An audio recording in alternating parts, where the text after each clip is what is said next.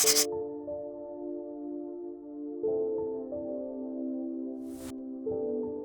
Le Mans of the 1960s is well known for its accidents as well as the fierce rivalry between Ford and Ferrari. If you're all about a good David versus Goliath story, where Goliath is the wealthy underdog that ends up winning, this story will keep you on the edge of your seat. At the start of the 60s, Ford had been through some rough times due to dropping sales figures and competitors like Chevrolet becoming an ever-growing threat. It was up to Henry Ford to revamp the brand, not only domestically, but also internationally. Participating in Le Mans was seen as a very important marketing strategy by Ford management. The prestigious race was the perfect way of showcasing both the speed and reliability of a car, as well as the Ford brand. Winning Le Mans would be a massive statement by Ford as the world's leading vehicle manufacturer. The fierce rivalry between Ford and Ferrari began when Ford attempted to buy the Italian sports car manufacturer in 1963. In Ford's eyes, the deal was done, but Ferrari owner Enzo Ferrari chose to sell his company to Italian giants Fiat, causing deep resentment and a desire to beat Ferrari in their own backyard by the Ford board. In order to win Le Mans, you don't just need a fast and reliable car, you also need a great team. Through trials and tribulations, people being fired during the process, and a number of drivers either being injured or killed along the way, Henry Ford managed to build such a team. He attracted such people as sales and marketing expert Lee Iacocca, automotive designer Carroll Shelby, engineer and driver Ken Miles, racing manager Leo Beebe, and driver Dan Gurney, amongst plenty of others. This team came together to develop, market, drive, and win with the legendary Ford GT40. Ford and Carroll Shelby also worked together during this time, creating the Cobra, a car that would go on to gain Le Mans glory on its own, winning the 64 GT class, and it became clear that if Ford had the ambition to beat Ferrari at Le Mans, Shelby had to be involved in the project. The first half of the 60s saw Le Mans being dominated by Ferrari, and many teams, not only Ford, but also other constructors like Porsche, were working hard trying to break their monopoly. Ford had their Le Mans debut in 1964. However, the reliability of their cars were below par, and all three Ford GT40s that entered the race had retired before dawn. The 65 Le Mans initially started with the Fords being much faster than the Ferraris, and the team clinched an early lead.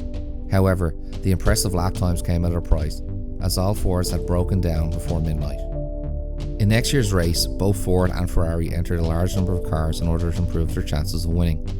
These cars were not only entered by the manufacturers themselves, but also by various private teams. Ford entered not just one, but two factory teams. One headed by Carroll Shelby, with their cars racing on Goodyear tyres. The second team was headed by John Hallman and Ralph Moody, with cars on Firestone tyres.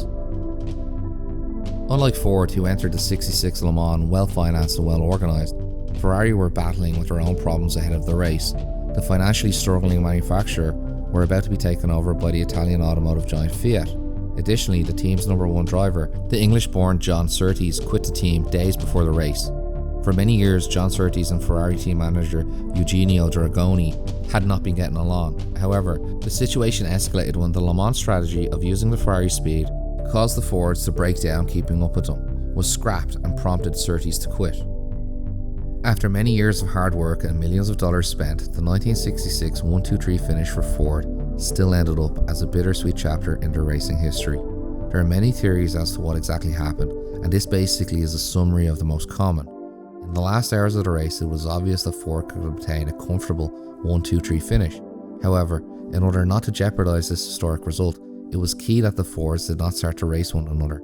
As the number one Ford in the race and number two were getting closer and closer to each other, management had to decide which car would claim the victory. The main driver in car number two, Kiwi Bruce McLaren, sharing his car with fellow Kiwi Chris Amos, had been with the team from the very beginning and was generally well liked. The Brit Ken Miles, sharing his car with yet another Kiwi race driver, Denny Hulme, main driver of car number one, had been the key person in developing the car. However, he had previously been known to ignore team orders, which gained him a reputation of not being a team player. In the end, it was decided that all three cars should cross the finish line at the same time, in the hope that no one car would claim the victory for itself and Ford would get a finish line picture that would not only become an icon in car racing history, but would also be great for the manufacturer marketing wise. And this is when the story becomes really complicated. Allegedly, race marshals had told Ford that the team would be able to finish the race the way the team wanted, but then came back to them later saying that the car that had started the farthest down the grid, which would be McLaren's car, would be the winner, as that car would have driven the longest distance. Different accounts disagree on whether or not this rule was actually in place at the time, or if it was made up on the spot. Whether or not Ford management deliberately tried to make McLaren win the race ahead of Miles, or if it was simply too late to tell McLaren to back off, is unknown. Equally, it has been discussed if the drivers first of all intended to respect the decision of the team management, and secondly, if they knew that McLaren would win given the scenario. Following the event, it quickly turned into a he said, she said situation, where some say the racing manager BB knew exactly what was going on. The checkered flag was waved a short distance before the finish line. Miles allegedly knew about the distance rule and slowed down before the finish line because he refused to give the team the photo finish they wanted, and again others say that McLaren deliberately sped up to ensure his car would win after missing out on a good result at the race at Daytona earlier on that year. Needless to say, there's plenty of theories and we'll probably never know what actually happened. Adding to this story, what otherwise would have been a fantastic season for a long-time driver, but only recently turned professional, Ken Miles, ended up in tragedy. In a team with many young drivers, Miles, who was pushing 50, was on his way to a historic attempt at winning a treble of endurance races at Daytona, Sebring and Le Mans before the whole finish line debacle. And only 2 months later, he would be dead, as he was killed testing the concept car for Ford's 1967 Le Mans entry. In an interview many years later, Carl Shelby said it had been a huge mistake not letting Miles win the 66 Le Mans. The Le Mans success didn't stop after Ford's maiden win in 66. The 67 Le Mans was to be a spectacular race, often claimed to be the most riveting Le Mans race of all time. Although Ford managed to clinch the victory, it was to be a costly affair, after 3 of the Fords managed to crash and exit the race within minutes of one another at around 3 AM.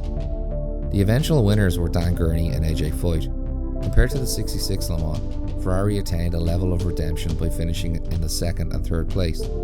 Still, this result could be seen as rather disappointing for Ferrari after having taken an iconic 1-2-3 win on American soil earlier that year at Daytona.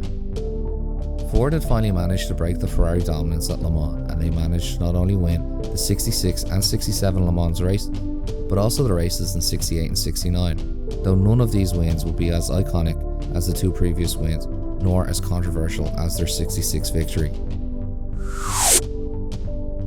Thanks for watching the 2nd episode of Motorsport Stories.